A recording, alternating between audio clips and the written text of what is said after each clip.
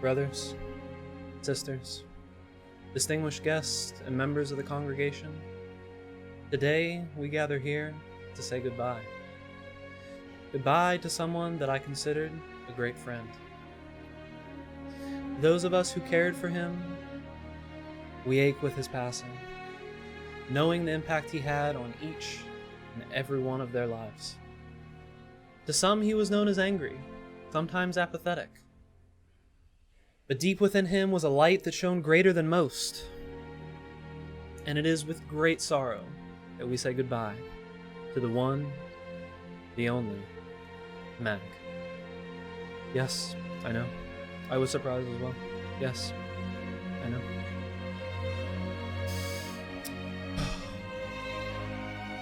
It's tough, I know. Long was his struggle with the demon that consumed him. The demon that took over his life. The demon that is technical difficulties. No one better understood that struggle than I, who has dealt with some of the same problems that he faced each and every day. And although he has left us behind, I will continue to carry on. Wait. Guys, did you hear that? I'm not dead, you asshole! I'm trapped in here! You have to help me! It's in my house! It's in the fucking walls! Bag! Help me!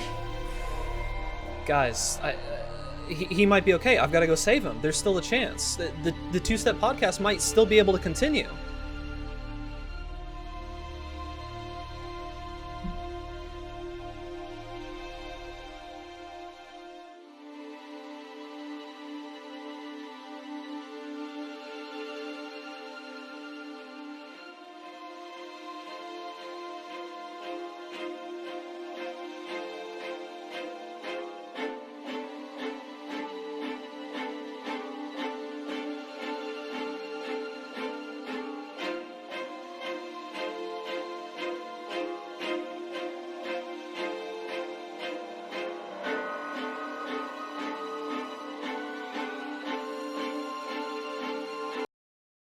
Guys, I've got him. The signal is kind of weak, but we might actually be able to talk to him tonight. Through a random act of God, we may be able to speak to Mag. I don't know how long it's going to last, but we might actually be able to salvage this. Mag, are you there? Yep. I thought you were supposed to be dead, dude. Nope, I'm good. I'm getting some echoes. Well, like... It's fun. We went through the whole process... I'm defying laws in physics. Listen, okay, I went through the whole process of renting out a church. I got a fucking band. Like, I did all this shit and spent all this money and you're telling me you're actually fucking alive? I mean, I'm happy, but like... What the fuck, I mean, man? I wouldn't say I'm alive. I'm the thing. Well, I guess let's go ahead and try to do this. So yeah, on the real here, Mag, you want to tell us what the fuck is going on? Well, I'm also getting really weird echo issues. Good. So that's good. It ties into the whole. It ties into the whole problem Like, that we that we've been having the last day or so. I can actually hear myself, and I don't know if that's on the stream. Probably. Oh. You know what? No. Hang on. No. I bet you it's this fucking... Don't worry. Hello? Yeah, Hello? it's just my fucking tablet. Alright. It's good, it's all part of it. It's like I'm getting fucking screwed. I'm getting fucking absolutely fucked and screwed in the ass here. Basically, my computer died yesterday. My computer died, and in the process of getting it, trying to fix it, my CPU fucking died, or my motherboard. You know, it's a computer. It could be anything. Could be fucking anything. So now I'm fucking using my sister's computer stuff at the moment, which is great. Except that the fucking speakers don't work for some reason. So I'm literally having to listen to Bag here through a fucking tablet. It's good, eh? It's just jury-rigged podcast, alright? It's fine. It's fine. It's fine. I don't have enough hours in the day to deal with this shit. Yeah, I mean, I got... Great intro, by the way. 10 out of 10. No, it's terrible. Stacy, go fuck yourself. All right, so getting into the actual podcast, we don't have a ton of topics here, but yeah, Mag has been having just a wonderful time. He's been loving himself. I mean, it's the amount. Fuck this shit. The amount of difficulties we've had technical wise has been like insane. Garbage. As soon as we restarted the podcast, like every fucking episode there was one legit. Actually, there might be one episode that didn't have anything. We're on our first episode now, right? I think it was the first one had technical. No, that was the first one. That was literally episode 1, technical difficulties. Oh, okay, then maybe that's second the one. Name. It might have been the second one. Yeah, I know. One of them. One of them, my audio fucked up. That was the first one. One, my video fucked up. That was another one. Today, my entire computer fucks up. Basically, something is out to kill me. It's in my fucking house, and I want out. All right, I'm fucking cursed. Help me. I don't think there's any helping you, Mag. Oh, all right, good. So let's see here. I got a couple other things. Let's get this going. Let's not have that be that loud. All right, rainway. Oh, it's just complete garbage. I mean, it'll all come to. I'm sorry, I'm not even gonna say anything because I'll just jinx it if I say anything. Yep. That's how it goes. I'm just not. Yeah. We have spent the last couple of hours just getting his stuff working, basically. And I had to rent the church and prepare the eulogy and all that kind of stuff, and it all ended up not being worth it. I wasted a bunch of money. This is what happens if you don't have life insurance, which I don't. Pretty much. Because why would I? Life insurance. Gotta have death insurance. Gotta have fucking computer insurance, which I do have, but I don't think that's gonna cover it. Let's get started. What do we have to talk about? Yeah. So other than my fucking life. So the first thing, let's go over our topics. So we only have a few today, because reasons. Not much has happened actually. Yeah, that too. There honestly hasn't been a lot going on. The music is super loud. Let me turn that down real quick. 1 second, boys. Might not be super loud for you guys, but it's super loud for me. So the list of topics that we've got today are Blizzard and their Chinese masters, Stadia and the negative latency, Fortnite going dark, and we are going to do a Blasphemous review. It's mostly going to be my experience with it, but Mag does have some, and he has some choice words for that game. Choice words. But yeah, so starting out with the first topic, Blizzard and the Chinese masters. So as we spoke about on the last podcast, Blizzard has basically just decided to go balls deep and not give a single fuck about anything except the money. We talked extensively about that before. We're really just going to kind of talk about the fallout of the whole shenanigans now. So first thing is, because there's been a bit. Yeah, the first thing. Oh, why is there sound? Just technical difficulties just abound. Anyways, the first thing is that they canceled the Overwatch event. I can't talk. They canceled the Overwatch event in New York. You've used up all of your speaking roles in the first fucking 5 minutes. I have. Like, Why are my options all different on my game? You've just gone and fucked yourself. But yeah, they canceled the Overwatch event in New York City. They're doing they're complete backstepping due to the fucking backlash, which is great. And then they, I don't know what this third. I mean, I know what this third one is. I have read it. I know what it is, but I don't know how this happened. Like what? Like I don't understand the thought process of the third one, which we'll get into. Yeah. So in the first one, in the canceled event, let me pull this up. Yeah, so that was an Overwatch New York City event, and I'm not. It was for the yeah, that's right. It was because today they were launching, and it's funny about this because today they're launching the Overwatch. Was it today? It wasn't today. It was yesterday. Or was it today? No, I think it was today. They were launching the Nintendo Switch version of Overwatch Legendary. Yeah, that was it. Right. And they decided to cancel the event related to it with a bunch of the voice actors and stuff like that. It's funny because Nintendo are specifically telling people that it's not their doing, that it's actually Blizzard's doing. Nintendo specifically said, please be aware that the previously announced Overwatch launch event scheduled for Wednesday, the 16th of October at Nintendo NYC has been cancelled by Blizzard. We apologise for any inconvenience this may cause. Which of course is a surprise since it was only announced on the 9th, the event, right? It was supposed to be like the launch party for the Switch version. Well, I mean, I don't know why they need a launch party for the fucking Switch version anyways, whatever, but there it is. See, so Perry brings up a point. He said that he's tired of hearing about Blizzard. There's so many companies that's doing the same thing, and he feels like it's just a major distraction on the other stuff going on. However, yeah, I agree. I feel I don't fully agree because I feel that the problem is that the buck just keeps getting passed, right? Here's the thing, and that's the thing is it's just jumping too much.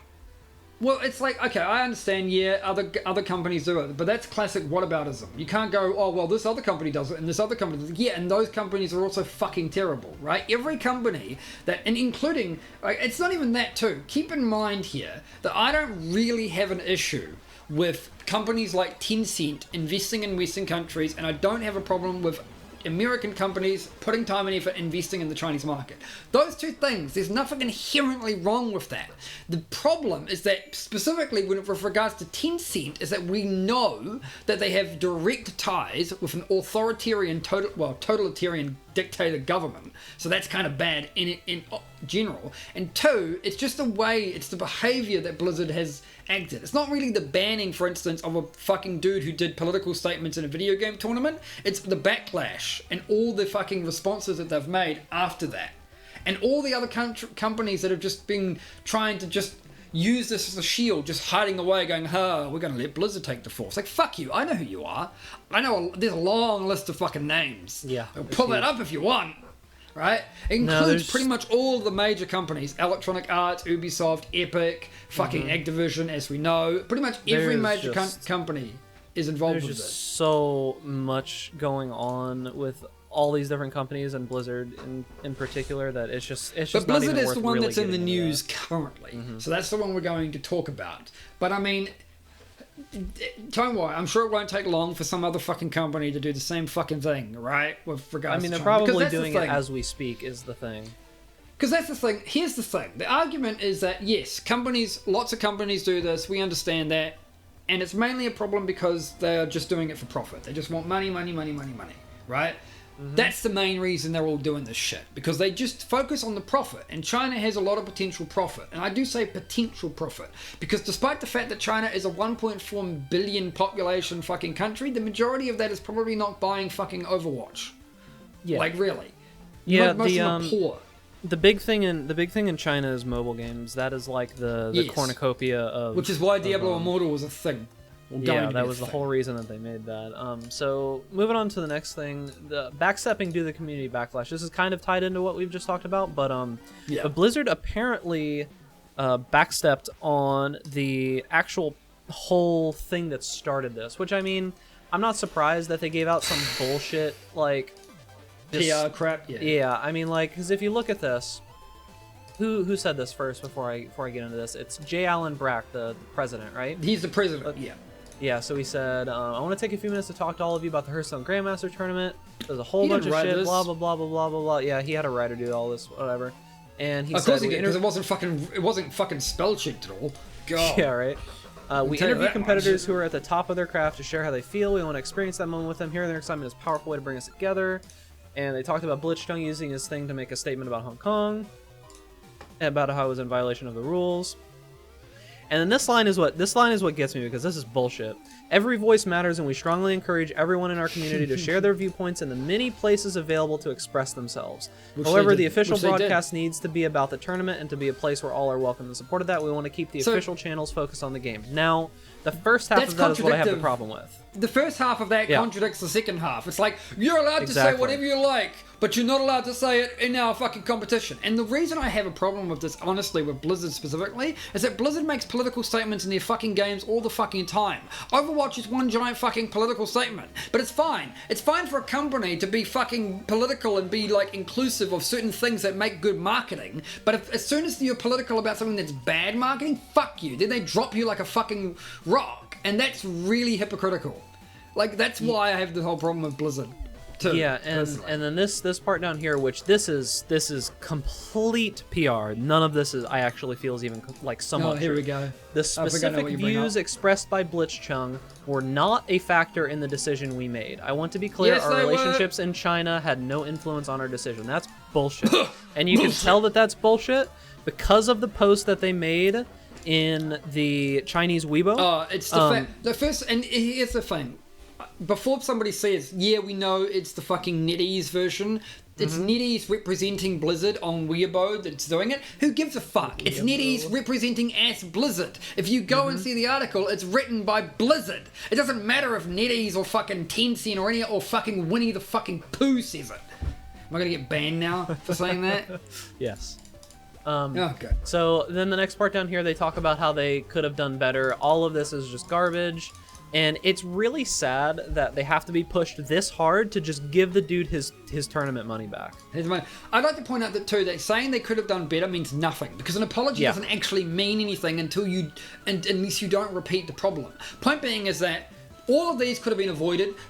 Literally, and I've said this multiple times on Reddit and on Twitter, that if they had just done nothing but delete the VOD with his bullshit, with the political statement, that would have been it. They could have just done that, then they could have just ignored it, right? They could have just ignored any fucking backlash, whatever. But no, they did. Yeah, and but it's the fact that they didn't just do that. Instead. Yeah, it's the fact that they didn't just do nothing that speaks more. Because when a company doesn't say anything, that says something. But when a company actually fucking decides to say something, obviously that says more, because they're literally saying something. It's like they just doubled down, knowing they were fucking bullshit. And so the first thing is, if you'd actually thought about what you were doing, this wouldn't have been a problem. And second of all, you can't say, oh, we'll do things better, because it's Blizzard. And Blizzard routinely make the same fucking mistakes anyways. They've got a pretty damn fucking long-winded history of doing this shit. Yeah, not like the Chinese shit, but just mistakes and then repeating them. I think that a big reason for this is something that I touched on a previous episode of the podcast. Is I can't remember, but anyways, what has happened in recent time is that the people who are running gaming companies are no longer gamers.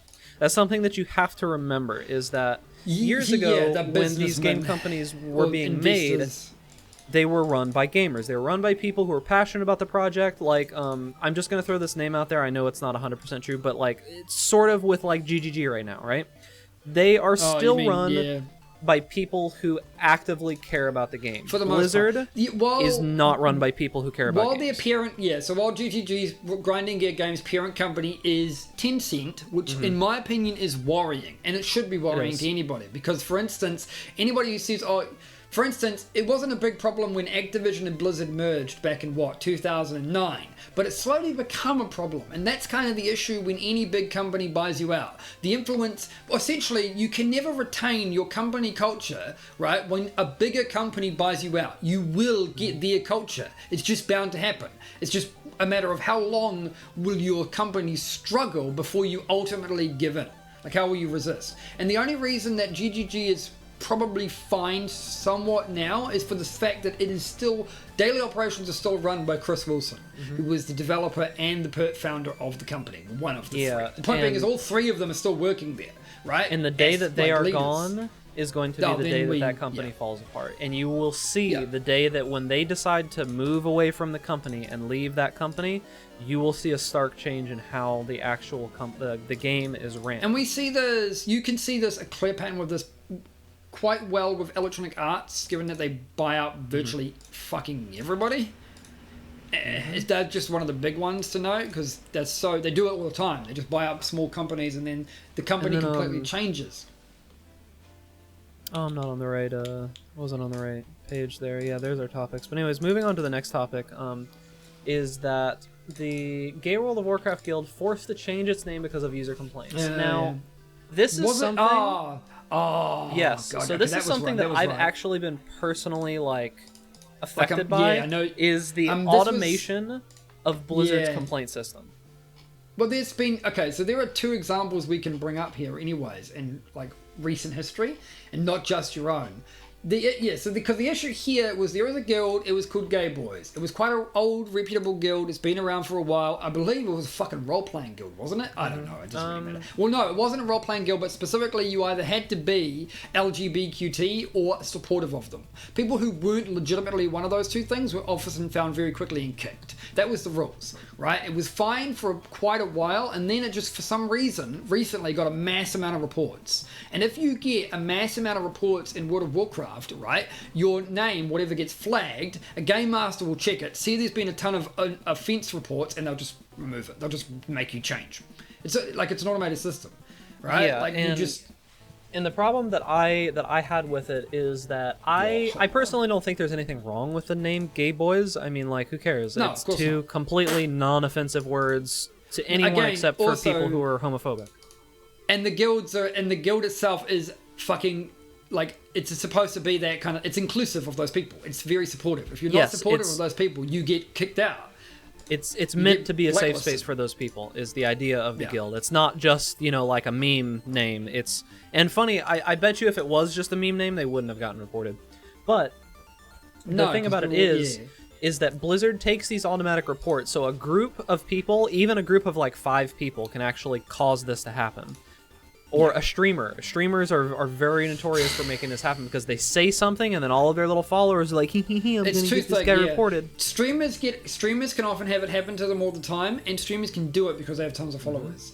And I'm not going to name names, but yeah. So this actually happened to me. So I still don't really know who did it, but I have this inclination that it was one of the competitive guilds with us back when we were raiding on Moonguard. Because we were one of the top 3 guilds on Alliance side on Moonguard.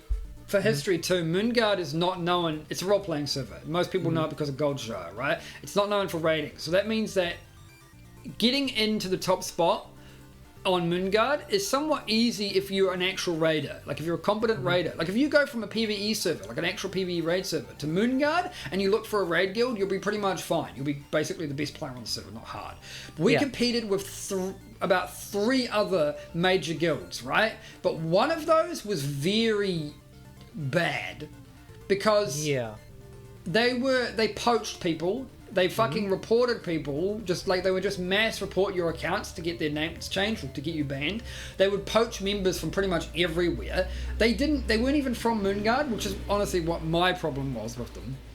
I mean, that's like, I guess you don't have to be from Moonguard to be a fucking Moonguard raid guild, but still. The issue is they were a transfer guild that transferred there so that they could have server first. That was the whole reason that they transferred. Yeah. But so if you're on Moonguard, you'll know who they are. Or you may have, if they're still a thing. So these people, I still believe it was them because I was basically co-guild leader of that guild, right? One of the top guilds on the server. And they knew who I was, and they knew what my characters were.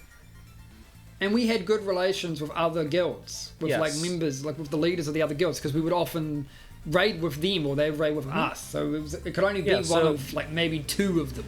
Really? So we were fine with these other guilds. We were fine with these people. And keep in mind, it does take a somewhat decent amount of people to make these things happen. So we believe it was them. But that's all besides the point. I had a character with a slightly risque name. I mean, I don't think that it would be reported under normal circumstances, but it was a name that was kind of iffy. Like if a GM really cared, it was a good name. If a GM really cared, they would do something about it. But got reported, and the problem was I was forced to change my name. So I just changed a single letter of it, right? I just changed one letter from an S to a Z. And I got reported again. Now, when I got reported the second time, that's I actually when you got flagged, right? I got flagged for a temporary suspension. So I tried it one more time with a different similar name that wasn't offensive, right? This was a name that wasn't actually like that bad. I got reported again. So I contested it the 3rd time and actually got it overruled, but they said that the mark was taken off of my account, but they couldn't do anything about the suspension. I was like, okay, good, great, that's fucking stupid. So I didn't do anything wrong, but I still have to suffer the consequences. So I don't get that. How is that's bullshit anyways. Blizzard can absolutely unsuspend you if they want to, because we know they have. So whatever Game Master was on there at the time, like whatever Game Master was a fucking cocksucker. Fuck you. And the problem is that they put a flag on my account for Game Masters to not open up my like requests for a little bit.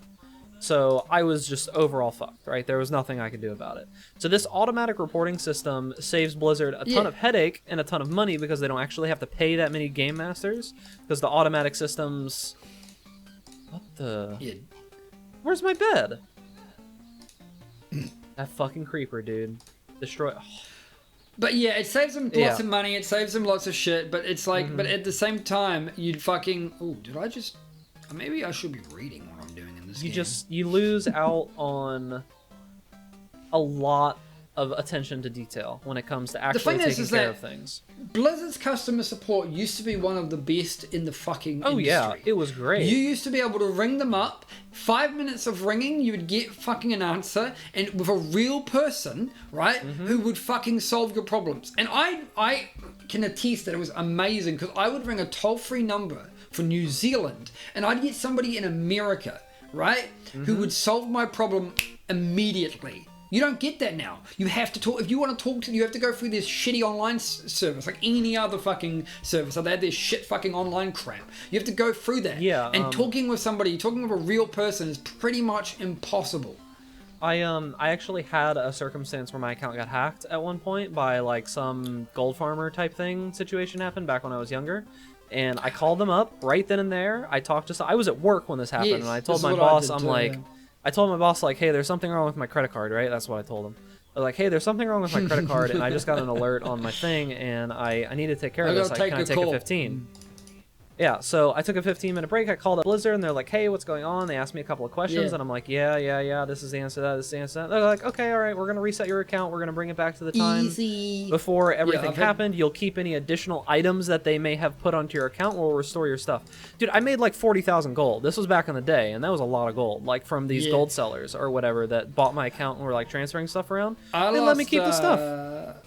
Yeah, I lost everything, and within a week I had everything back. But I don't know if that's the case now, because you just have... And the biggest issue now is because a lot of it's automated, and so you'll have people just put in fucking reports. The biggest issue you had with Blizzard and the report system was that people put in reports for frivolous shit, which makes the queues take for fucking ever, right? That's probably not actually changed. It's probably still an issue. This is why ringing them was fucking great, but now you can't do that. That's not an option. Yeah, so that's mostly going to be it for Blizzard. We probably won't talk a lot about Blizzard on the next couple episodes unless they do some more dumb shit, which they have been known to do recently. If you know, like, you can fucking bag can attest to this. I'm sick of talking about Blizzard. I'm sick of talking about WoW, but it's an important thing, right? Like WoW specifically, I couldn't be asked about. I don't give a shit. I don't play the game. But Blizzard, I don't like talking about Blizzard. I don't want to talk smack about any company. But the reality is that they fucking did stupid shit, and they deserve to be called out on it. It's pretty fucking, it's simple. So if they continue to do stupid shit, we're going to continue calling them out on it. Fuck them. Alright, so the next topic, I don't think Mag or I are like super well versed in, because we didn't have a lot of time to prep for this one, due to the stuff we talked about before.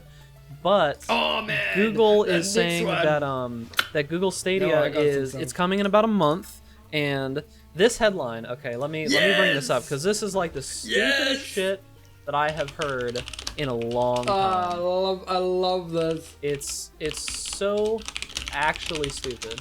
I think I know. Well, see, I think I have an idea of how they're doing it, but their fucking description of it is pure marketing wank. Like, holy fuck, it's terrible. Yeah. So look at this. So, yeah, I need to. So this is the full quote, right? So this is the full quote by the one guy, the leader of the Google Stadia section. It says, "But latency is the thing that gets the most attention, and while it's already proven to be more than playable, the VP of Engineering expects further improvements." Here's a quote. "Ultimately, we think in a year or two we'll have games that are running faster and feel more responsive in the cloud than they do locally, regardless of how powerful the local machine is." So, look at this title, though. Yeah, so it's right here. Amazing. It says, he claims, "These improvements will come via a term which sounds rather slippery." Slippery is being generous here. "Negative latency is a concept by which Stadia can set up a game with a buffer of predicted latency between the server and the player and then use various methods to undercut it." The basic concept here is that they're going to predict what you might have been doing based on your inputs, and then they're going to adjust based on whether that actually happened. Basically, this is what we would normally call as client predictive latency, right? Path of Exile has this. And the idea is that actions appear to occur immediately, right? But the server is effectively just... The idea is that nothing happens instantly on a fucking video game, on an online video game. It's just not feasible unless you're actually playing on the fucking server that's also broadcasting all the shit, right? So for the average user, it's never going to be instant. Predictive, in something like Path of Exile, for instance, you'll be able to do all of your actions on the client side, and you'll see all of your actions on the client side, and then ideally the server will catch up basically with whatever you're doing on the client side. That's how it works. The server effectively sees what you've done, right, and then catches up. But you can get desync issues where you lag slightly and you jump. This is what happens with things like rubber banding, because any game where you, for instance, move forward, like World of Warcraft, fucking Overwatch, fucking all the Diablo Blizzard games basically. Really Diablo 2 is really good for this. Whenever you make an action, you often will see it on the client side, right? And all the actions will get processed through the client side before being sent to the server and verified. And if they're verified in a timely fashion and they're verified to be fine and true and not like cheaty or anything like that, there's no glitches or any exploits or anything, then nothing gets sent back to you. Right, you just get to go carry on and continue playing, and you don't notice anything. But the moment that you have any sort of stuttering, right, like if your ping stutters for even just a fucking half a second, which is a long ass fucking time in the world of fucking gaming, right? A split second, you will get rubber banding, where the server will go, oh shit, you're actually way ahead of where you're supposed to be. Like the client will be basically further ahead than the server is. And so the server will say to your computer, no, you're supposed to be back here. And you basically go back here. And I'm oversimplifying the fuck out of it, by the way. But that's basically rubber banding in a nutshell, right? The next portion of what this is the interviewer that says this, I'm pretty sure, and this is the reason why I think that people shouldn't trust what these people say. These tricks can help the game feel more responsive, potentially more so than a console game running locally at 30 FPS with a wireless controller. How? So the thing is that what they're comparing it to is like worst case scenario locally, right? That's worst case. Yes. And Mag was kind of explaining how it basically just predicts like a couple of different things that it could think that you do, and then when you press the button, it plays out the already rendered information that's sent to you. Can I just read this out again? Let me just read this out again, just for emphasis. These tricks can help the game feel more responsive, potentially more so than a console game running locally at 30 frames per second with a wireless controller. No. Fuck you, alright? The average fucking ping that you would get even if you were in the same country as the servers is usually fucking 50 milliseconds, right? Which is, by the way, you could probably experience that with wireless latency from a consoler. Sure. But, oh god, I'm getting my fucking audio bleed again. But yeah, but you're not so I mean, on top of it, there's a lot of problems with the whole Google Stadia thing. So moving on from like the whole issue of them claiming that they're going to have faster responses than the local computers, they're going to be starting at Google. They're going to be starting at $10 per month for the service. Now keep in mind this does not include the actual controller or any of the peripherals that you need to run it. I should also keep in mind that once you, because, and I know you're going to get on like this, right? Actually, I'll let you continue because I know what you're going to say next. So I'll let you finish, sorry.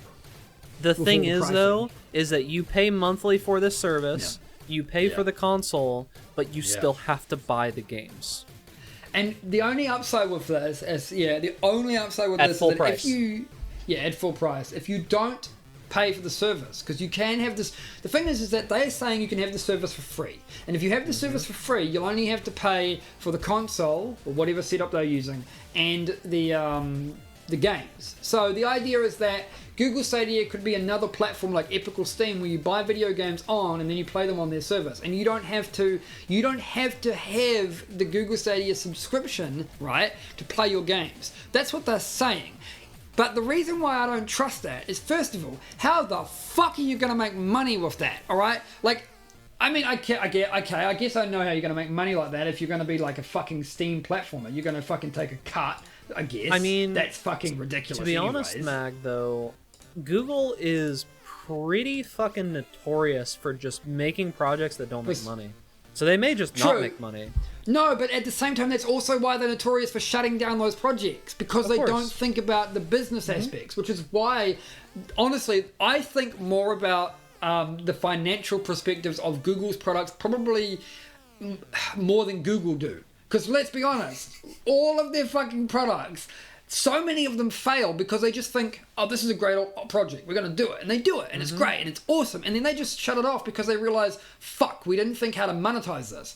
And for the record, Stadia is a lot better than most of those because you have the subscription fee, you have the games, you have the controller, all that stuff can be monetized like fuck. That's great, that's fine. Not if it's fucking free. And not to mention that the biggest bottleneck, and I've always said this, even if Stadia is as good as they claim it to be, right? The biggest fucking country that would ever get the biggest benefit out of this is America. And you know what America has to deal with? Shit internet speeds and data caps. Yep. Good luck.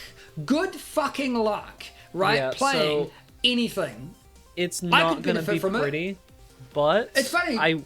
I will say that if anyone, there's two companies that I think could pull this off.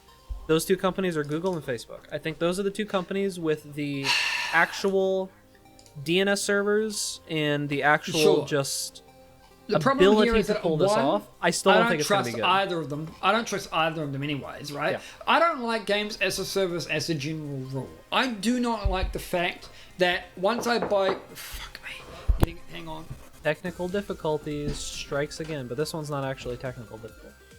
But anyways, continuing on what Mag was saying is that it's hard to feel like you can accept these companies that are just so okay with just completely disrespecting your data with giving them more control over what you have. So these are companies that you really should not trust. These companies. These are companies they don't care about you as a person whatsoever. No company really does. And even if we ignore that though, Google and Facebook make all of their money from selling yours information, right? That's their primary. That's their primary method, and that's the biggest worry you should probably have if Stadia is free. And keep in mind, I don't have a big issue with Google selling most of my data. I'm kind of giving up on this whole fucking fight for the most part. I mean, there are certain liberties. I've had this discussion with Bag before outside of the podcast, and the reality here is that you could either have freedom or you can have security, but you cannot have both. You will give up some of one to have the other, right? And absolute freedom means pretty much zero security. That's kind of the reality, and that's the reality that we're currently dealing with modern society. Really, the biggest issue I have with companies like Google and Facebook and Twitter and Reddit and all these other bullshit companies taking my data is that some of them have the most insecure fucking servers that you wouldn't believe. I mean, look at how many times Sony has had your credit card details taken from them, right? And they don't get fuck all punishment. Ever. Yeah, see, that's the worst part. They get it's like nothing. They actually lose your data, and they lose, like, people are having their identities stolen because of these companies, and there's just they get your fucking punishment. tax number, your tax code. It's actually insane. There's no reason for any of these. This is the biggest problem I have with the internet currently. There's no incentive. There's no regulation surrounding internet privacy or internet security, so there's no incentive for companies to actually invest in it because they know that they're going to make way more money if they don't bother about it, and the fines that they would accrue are nothing. I mean, even with the EU is known for having pretty strict regulation about everything, right? And even they don't punish Google nearly as much as they should be. No. I mean, what's the point? They're worth too much money. If you're not taxing somebody, like maybe 10 to 15% of their overall fucking revenue during the period that they were considered guilty for, what's the fucking point? You're basically just giving them a slap on the wrist. At least at 15%. Like, if Google made a fuck up, right, for an entire fucking year, which has been known for companies, right? Companies will have, like, security exploits go on for, like, 2 years. Imagine if they had 15% of the revenue they made during those 2 years just taken from them. I reckon they'd start fucking... It would be insane. Yeah, they'd start actually doing something. Just 15%, but they don't. They don't even get 5%. They get a fucking $2 million fine. Yeah, it's like, well, $2 million fine. That's equivalent to me. That's like me doing $2, just pissing $2 away. I can go to the store and buy a fucking can of Coke for $2. That's the equivalent of what they're fining you. When you're a multi-billion-dollar organization, it's like, what's the point? And so this it's just, it's once again big old companies doing big old company things. I mean, they just pay money into the pockets of the people that matter so that they don't have to pay real amounts of money to actually fix the problems that they cause. And I'd like to point out, if you have a problem with this, if you do have a legitimate problem with this, the only thing you're going to be able to do is call up your fucking local government, whoever your local representative is in fucking local party. You call them up, you bitch, and you bitch all the time. You don't just fucking send them a fucking strongly worded letter once, you send them a strongly worded letter every fucking week, because then they'll get pissed off. And if everybody did that, we might actually see change. Like, legit. But it won't happen. But, you know, well. Moving on to the next topic. This is not something that Mag and I are very intimately familiar with either, but it's big right now, and we kind of do need to talk about it.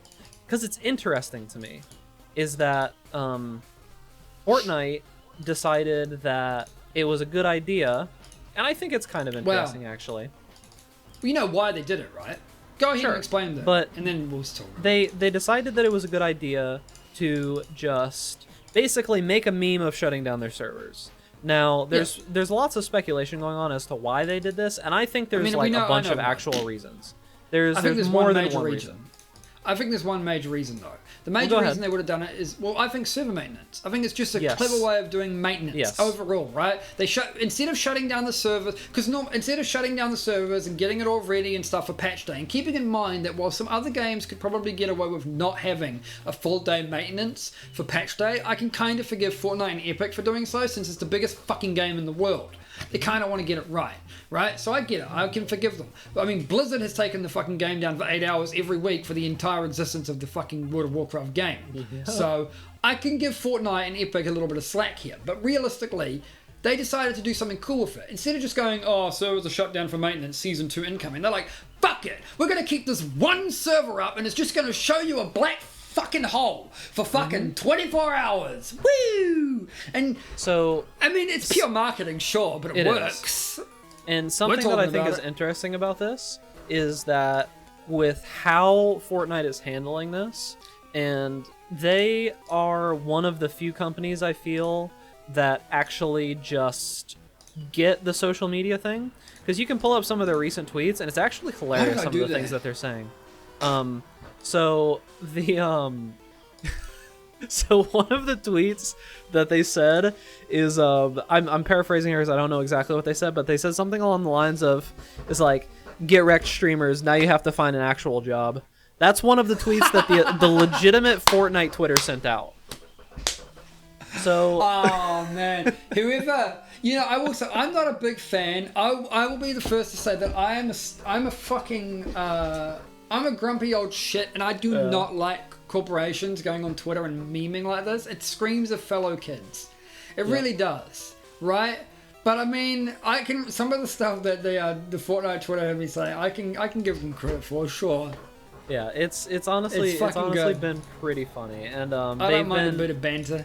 They've been joking around and stuff, and it's okay, but it's something interesting that companies are finding, like, creative ways to deal with problems, because it's very obvious that Fortnite has gotten big for their britches and they needed to bring the servers completely down for extended maintenance so that they could do what they need to do. They need to upgrade, they need to probably completely rewrite a whole bunch of code, and they need to implement that code and make sure that it's actually working. They probably still do. As the nature of fucking just software development in general is infinite tech debt. You're always there's always something you could be fixing, and you just don't have the time. Or the money. So, the last thing we're going to talk about today is a subject that is dear to my heart. We are going to do the review. Mag and I are basically just going to bullshit a little bit about this game, because I did my own review of the game Blasphemous. Jesus fucking Christ. What a lost cause. What a beautiful game that just crashed and burned. It actually makes me sad. Yeah, so for the record, I'm not I'm not being contrarian on this matter. Neither is Bag here. We legitimately do not like this game. I say this because it has positive reception, right? A lot of people have enjoyed Blasphemous, right? And I'm not going to take away from the very positive reception that the developers have gotten for their game. I'm happy for them. Yeah. I mean, why not, right? I don't give a shit. I don't want games to be bad. I want to fucking play a game and enjoy it, right? Yeah, I get a lot of content out of fucking shitting all over games, but frankly, I don't need the game to be fucking bad for me to shit on it, right? I could just make shit up like any good fucking comedian does. It's not that hard. I liked Blasphemous, and I think I liked it for the same reason you did. The theme is amazing. Honestly, the visuals, the graphics, and the religious the religious overtones, right, of the whole religious thing. overtones and is it, like, just everything about the visuals is amazing, fucking brilliant. They're absolutely great, but the gameplay is dog shit. Like the whole fucking thing that you play, and the whole thing you play, and it's advertised, before we get too far in, it's advertised really as a Metroidvania.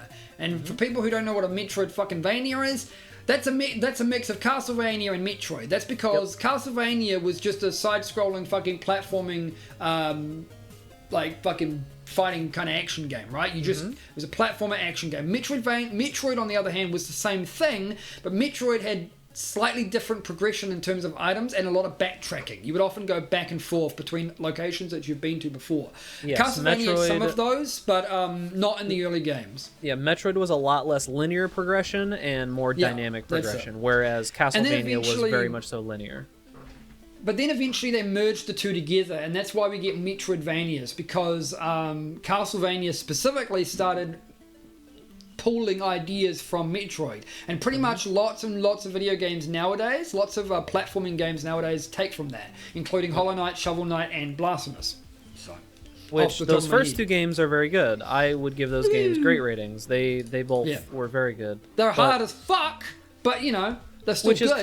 Which is kind of typical of the genre. A lot of that type of game is hard just because of the inherent effects of being a Metroidvania. Personally, I don't even think that. Yeah, I think a lot of the Metroidvanias are hard because original Metroidvanias were hard, like Castlevania and Metroid were hard. I think a lot of the we could discuss this in a whole different section, but I think the difficulty of old style Metroidvanias is a lot different than the difficulty of new style Metroidvanias. That is to say that modern Metroidvanias are difficult because old ones are difficult, but old ones were difficult because arcade games were difficult, and people were used to that. Point being here is that you don't have to have a fucking Metroidvania that's batshit crazy hard like Blasphemous is. It's just, you don't need that. They just do that because people expect that. And the thing about it, slightly too far. Yeah, the thing about Blasphemous is that I do not think we call the game hard, but it's kind of not fair because the game is Dark Souls is hard. Yes, but Dark Souls game is fear for most part. It's not inherently hard. I would say that I use the word annoying. So the idea is that there are sections of the game that are hard, and those portions of the game I actually enjoyed quite a bit.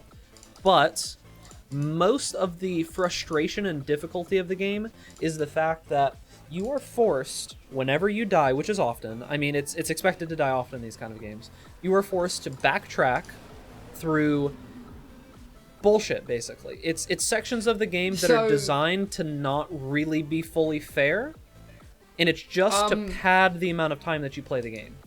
Yeah, keeping in mind that a lot of this is the thing too that people forget. This is the thing. In the 80s and 90s, games were hard. For me, I believe games were hard for two main reasons.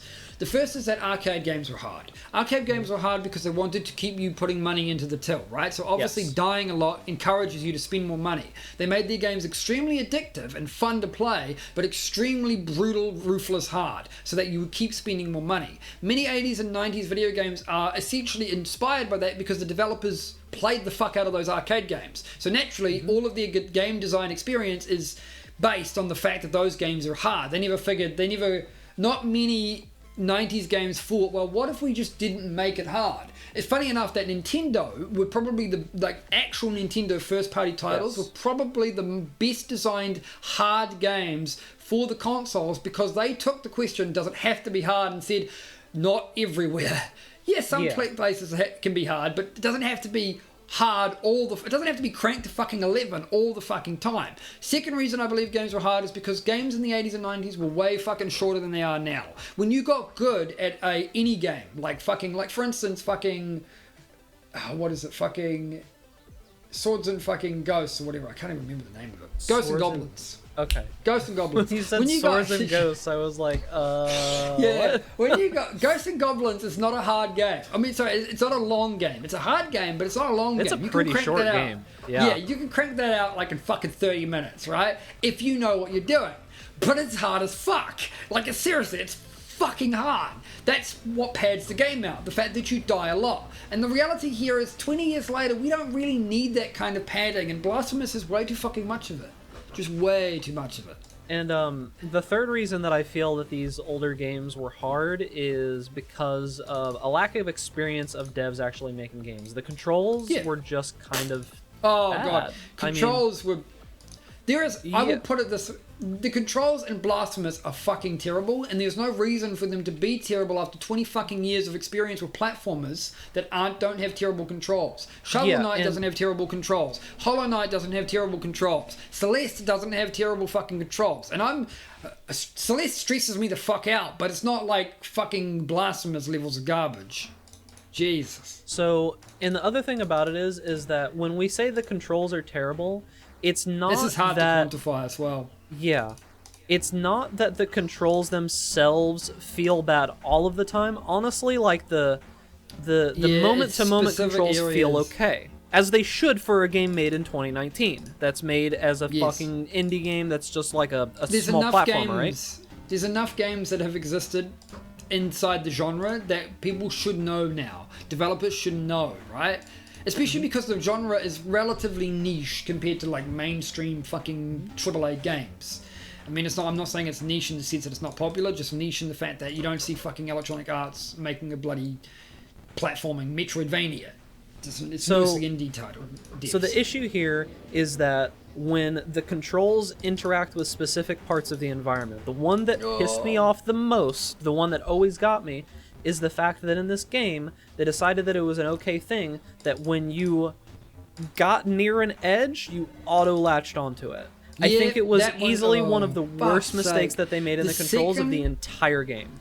Because, and the problem with that is if you were trying to get to a ledge that was slightly below the one that you were on, you would often just constantly grapple onto the ledge that you were currently on. And likewise, if you wanted to jump to another platform, you would either... Jumping to other platforms was one of the worst experiences for two reasons. The first is that you had to do your jump right at the very fucking, like almost pixel perfect at the edge of the platform that you were jumping from. And two, if you were unlucky, you simply wouldn't grapple onto the ledge. Not all ledges could be grappled onto. You wouldn't really know this until you tried. And if you weren't lucky, you just wouldn't grapple onto them at all. Ladders were the worst fucking thing to jump to, in my opinion. And the part that pissed me off, right? So you can jump onto most ledges, right? But not all of them.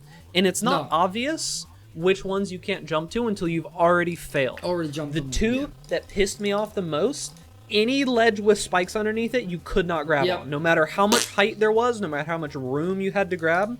And this was intentional to kill you. I promise you it was intentional to kill you. Oh god, yeah. Spikes, you will die to spikes more than you will die to any other... The bosses, like just to put it in comparison, some parts of the combat near the end of the game are complete fucking bullshit, right? But for the most part, I actually think the combat system is the best part of the game. For the most part, the boss design...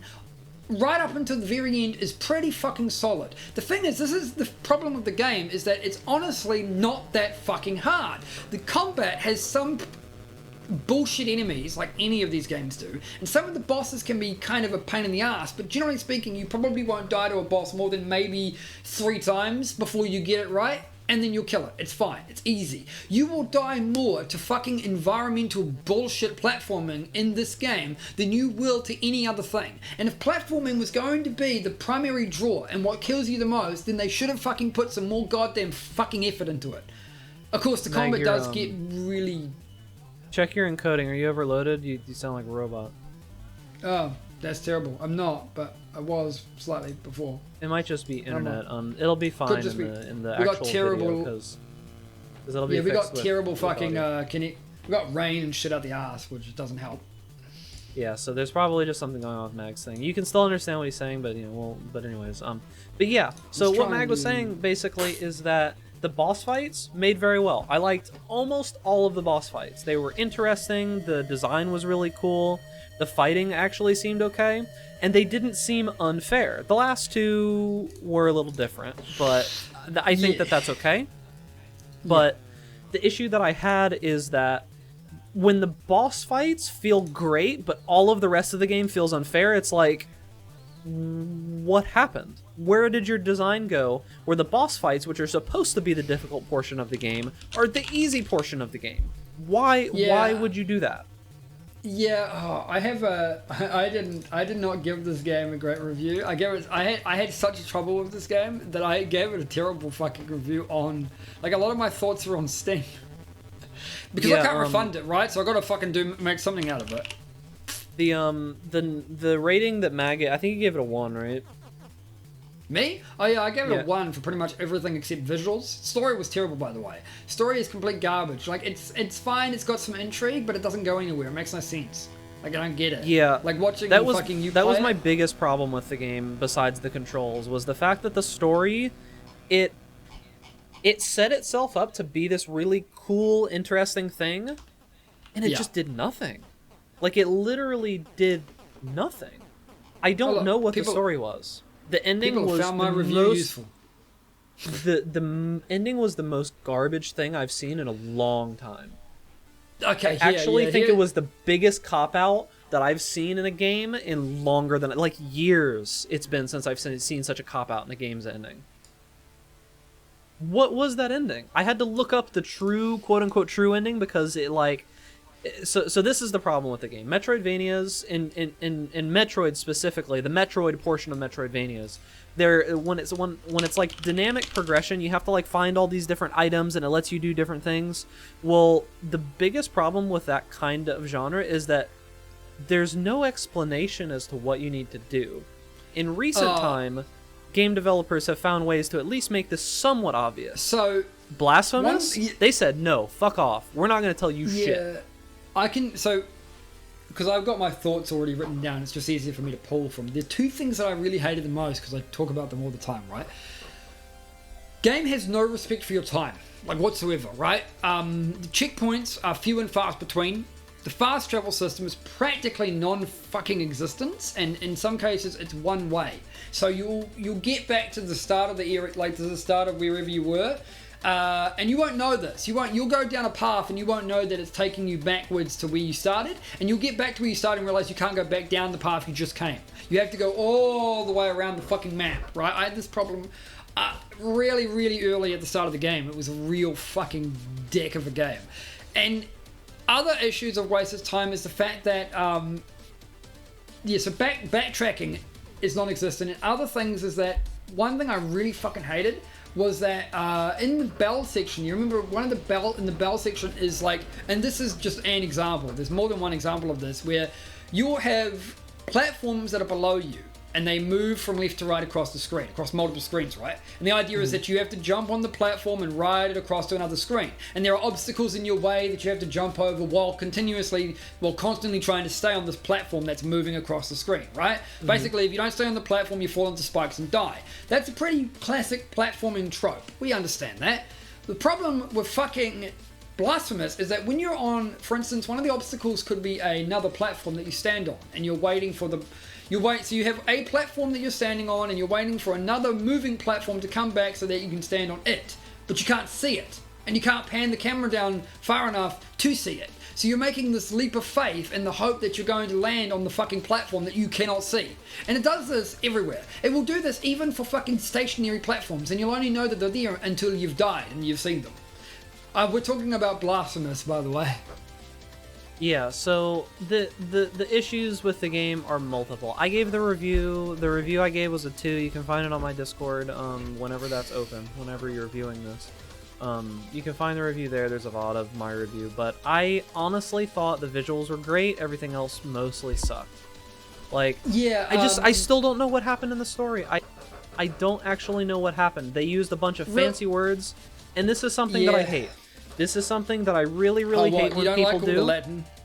It's not even the Latin. Like, something that I've always really hated is when people use more words than they need to, right? I'm fine with people using words to be specific, but when they use more words and more difficult words and more unknown words just for the purpose of using those words, not for trying to be specific. Because there's a difference between saying that, you know, you're not feeling well and saying that you're, like, languishing in bed. Like, if you say that second term in a normal conversation, I'm going to look at you like you're a fucking idiot. But yeah, you look pretentious as shit. Who says that? Nobody talks like that. That's the thing. So the issue is that this game does that constantly. And it's because it's trying to be like old time. It's kind of trying to be, we're old. It's like fucking. It's like really they're writing prose just like, constantly. That's all that they care about. And to be fair, I don't have an issue with it too much in the sense that it's supposed to define the style, but it happens too often. It's constant. It never doesn't do it. It really is. And that's the problem that I feel. Oh god, there's a creeper. That's the problem that I feel with the game, is just that it goes overboard with everything. All of the bad goes overboard as well. No, it goes overboard with all the bad things and not overboard enough with the good things. Like, again, I think I could have probably gotten over it if the platforming area didn't suck dick. Yeah, like, if the just those little problems. Platforming happens for 90% of the game, which you fucking expect because it's a Metroid fucking Vania, right? Fine. I understand that. But if you're going to make a Metroidvania, don't fucking make your game require pixel perfect fucking jumps. Look, this is something that I expect from Celeste Chapter 9, but you wouldn't expect it from the rest of the fucking chapters. Right? Yeah. Like, fuck off. It's just insulting. And it really hurts because this game costs $30. Right? And that might not seem like much, except that it's competing with so many other good fucking games. Like good platformers that compete on the same level and that are possibly hard. Like, for instance, Cuphead is a really fucking hard game. But Cuphead doesn't feel unfucking fair. Yeah, see, I think that's a really good example. Like, with Cuphead, the whole idea of the game is it's meant to be difficult. But the action is all condensed into small sections. It's like you just have to learn this ballet, basically, of playing each level, and you don't have to do all of the extra bullshit to get there. That's why Celeste works well too, and why I have less of an issue with that, because if you die on a screen, you just go back to the fucking screen. But of course, Blasphemous, because it's a Metroidvania, you go all the way back to the checkpoint, which could be really fucking far because there's fuck all checkpoints. Like, it's not like an actual Castlevania where you see. The thing about it that people seem to forget is that Castlevania had checkpoints every screen. Seriously. Yes. If you died, you went back to the screen. You just had lives to make up for it. Which, it feels much less frustrating because it just feels like you have multiple chances that you can use wherever you need. Now, in the case of a game like Celeste, like Mag is talking about, you're not required to do the extra stuff. The problem is that in Celeste, well, the problem that is in Blasphemous is that the stuff that feels super difficult and unfair is just part of the normal game. Like, I didn't even do the extra stuff, right? Like, I didn't even do the crazy whatever guilt admission things where you have to kill them and, like, go through some, like, enemy rushes. And let's not even talk about some of the enemies just being completely unfair. I cannot tell you how many times I died in that game and I actually could not fight against the fact that I was dying. This mostly happened in the final boss fight. Yeah, there were enemies near the end because I didn't get as far as Bag did before I stopped and couldn't take any more. But Bag got near to the end, right? And there was a fucking enemy that was literally boss health. It was a boss. It was a boss, right? It's a regular enemy, but it had boss style health. It had the same health that it would have normally had as a boss, but it was just in a random fucking area that you had to go past. So you had to fight what is effectively a boss before you actually get to the boss. Yeah, and the problem is that for this enemy, you had to kill 3 of them to get the items that they dropped so that you could progress. What is the point of that? Oh, actually, that reminds me of items. Metroidvanias are known for having tons of items, mainly in the sense that you need to get an item to progress to the new area. That's the way they work, right? You'll get given an item, that item will become relevant to you in the next level, and then it might not be relevant as much in the future levels. But that's fine, that was the whole point, right? You get an item, you use the item, you get a new item, you use that item, etc.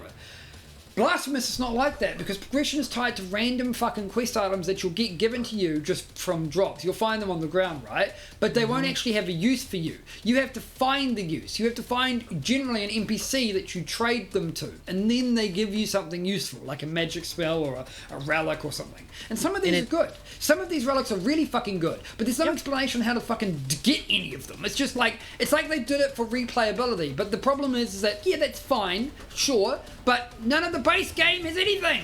Like, you don't get, if you don't find any of these in the base game, you're fucked. You just get nothing. It's like, there was one thing that really stood out to me. There was one case of it that I was just like, really? Like, why would you even do this? Early in the game, there's sewers, right? Sewers are in every action adventure role-playing game. There's always a sewer. That's just there's always a sewer. But so you're in the sewers, right? And there's this section where there's just like poison gas, right? Okay, poison gas in a sewer. That makes sense. Whatever. It's not like I've never seen that before. The problem is the poison gas kills you, and there's stuff on the other side that you need. And it kills you enough that you cannot just pass it. You can't just kill yourself through it. You can't heal through it. It prevents you from holding on to things, which is another whole problem with the game. But, as you'll go on... Yeah, the issue here is that you don't have to get behind there, right? There's nothing super important behind these things, but there's still like gameplay elements built in behind it. It's a fucking Metroidvania! So... That's the point, right? To get all of the things. And then the issue comes in that the thing that allows you to go through these sections of the game, one, is hidden. Two, it doesn't actually really tell you that that is what it's meant for. It does, So literally the only thing that it says is that it gives you resistance to toxins. Yes. And it says that at the bottom of a paragraph of text. Yeah, there's an item that makes you immune to the toxin effects, but I never found that. Put it that way. I didn't... Yeah, he didn't even find it, and you find it towards the end of the game, and the section that you see is towards the beginning of the game. Yeah, the sewers is right at the start. Once you pass the sewers, you don't go there again. Do we want to talk about the Snowy Mountain area? The most bullshit fucking area in the entire game? The Snowy Mountain area... That area was bullshit, but I did go there. Did you not have as much trouble with that? But I didn't have as much trouble there as I did in the fire section. The fire section felt way more bullshit. Yeah, I've seen that. The snow section is like, you have platforms. You've got to get higher and higher and higher and higher because you're effectively climbing a mountain. But you have wind, and the wind will push you in the opposite direction that it's going in, right? Makes sense. Except it's a fucking platforming game. It's a platforming game with extremely tight jumping and fucking awkward as shit fucking like wall jumps and fucking leech climbs and stuff. So you're fucking getting tossed around by wind. Oh, and by the way, there's a bunch of enemies. You know, like there's still a bunch of fucking... You still got to fight and do the platform all at the same time while wind is berating you. It's terrible. And the best part about that whole section is that I'm pretty sure that the whole reason you go up there is actually useless. Yes, I'm pretty sure when you go up there to get this olive oil stuff that this dude wants that kills him, right? It freezes him. Yeah. You don't actually get an item from the guy. You don't get anything. Yeah, you don't have to... You literally don't get anything from this guy, but we're deviating. And this is the idea. Yeah, but that's the thing, right? The game just feels like a waste of time in everything it does. I want my money back. I'm sorry. We're hitting time here.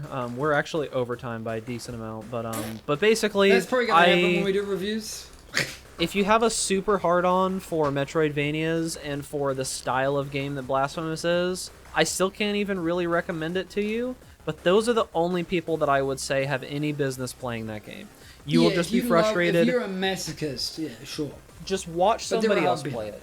To be honest with you, like go watch my stream or go watch Mag's stream of it, and that's it. No, well, you can watch his because he actually did a complete playthrough, but I just wouldn't. There are just too many Metroidvanias for the same price point that you will probably enjoy more. And keep in mind, there are a lot of Metroidvanias. It's essentially the go-to game for indie developers because simple. Well, for the most part, right? It's not. Most people who buy fucking Metroidvanias aren't looking for something to break the mold. They're just looking for something different to try. I mean, that's different. Boys. We went overtime actually, but that's pretty much going to be it. So I want to thank everybody for watching. I know that we were super late today. There wasn't anything that we could do about it. Technical difficulties, the demon that haunts us is just it's going to be a thing. Like especially on Magzin with all the problems that he had. It's going to be worse for me. Yeah, I can tell you now that next week we will not be doing the live on the day that we normally do. So it won't be today. It will have to be tomorrow and earlier. Yeah, so it's going to be earlier next week, and it's going to be the day after. So I'll give you more information on that whenever it happens, once we figure out the specifics of it. But but you can always watch the videos later on. And for anybody who missed the opening of this one, I recommend you watch the video to see the opening of this one, because I'm not gonna lie, I think it was okay. That's good. I thought it was impressive, and we have, I mean, the thing is, we release the videos ideally. We should be releasing the videos on, what is it, Friday? It's Friday, Friday US time. Yeah, Friday about US noon. Time, midday, about noon or so. And that's across the board: YouTube, SoundCloud, Spotify. You can find us on all of those platforms. 2-step, that's it. 2-step. You can find me and Bag on Twitter. I'm Mr. Tastix. He's big_ducks. Mm-hmm. And all of that'll be down in the description below here. You can find it in the profile on SoundCloud, Spotify, and you can find it in the description on YouTube. So thanks for watching, boys. We will catch you next week, and make sure to check out Mag's stream. He generally streams a couple hours after the podcast ends. He's in Upside Down World time. But yeah, he's trying to work out his streaming situation. It'll be hopefully fixed in about a week or two. But make sure to go check him out, and you can check me out at around this time on the weekends. So thanks for watching, boys. Take care. See you later.